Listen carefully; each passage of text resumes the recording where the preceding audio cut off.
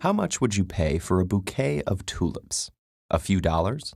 $100? How about $1,000,000? Probably not. Well, how much would you pay for this house? Or partial ownership of a website that sells pet supplies? At different points in time, tulips, real estate, and stock in pets.com have all sold for much more than they were worth. In each instance, the price rose and rose and then abruptly plummeted. Economists call this a bubble. So what exactly is going on with a bubble? Well, let's start with the tulips to get a better idea. The 17th century saw the Netherlands enter the Dutch Golden Age. By the 1630s, Amsterdam was an important port and commercial center. Dutch ships imported spices from Asia in huge quantities to earn profits in Europe. So Amsterdam was brimming with wealthy, skilled merchants and traders who displayed their prosperity by living in mansions surrounded by flower gardens. And there was one flower in particularly high demand, the tulip. The tulip was brought to Europe on trading vessels that sailed from the east. Because of this, it was considered an exotic flower that was also difficult to grow since it could take years for a single tulip to bloom. During the 1630s, an outbreak of tulip-breaking virus made select flowers even more beautiful by lining petals with multicolor, flame-like streaks. A tulip like this was scarcer than a normal tulip, and as a result, prices for these flowers started to rise, and with them, the tulip's popularity.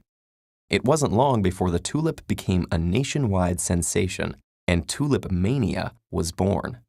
A mania occurs when there is an upward movement of price combined with a willingness to pay large sums of money for something valued much lower in intrinsic value. A recent example of this is the dot-com mania of the 1990s. Stocks in new, exciting websites were like the tulips of the 17th century. Everybody wanted some.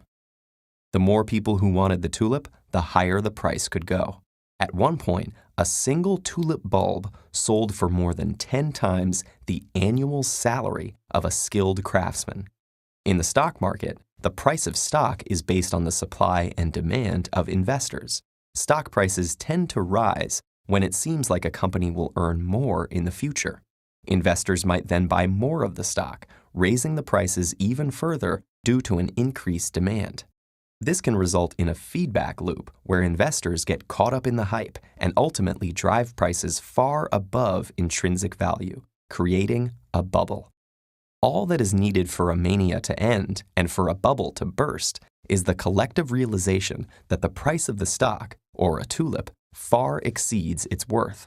That's what happened with both manias. Suddenly, the demand ended. Prices were pushed to staggering lows, and pop! The bubbles burst, and the market crashed.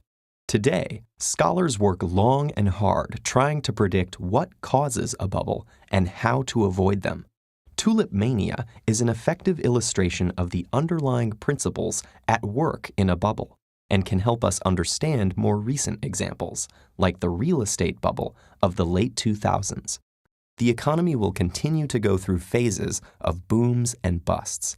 So while we wait for the next mania to start and the next bubble to burst, treat yourself to a bouquet of tulips and enjoy the fact that you didn't have to pay an arm and a leg for them.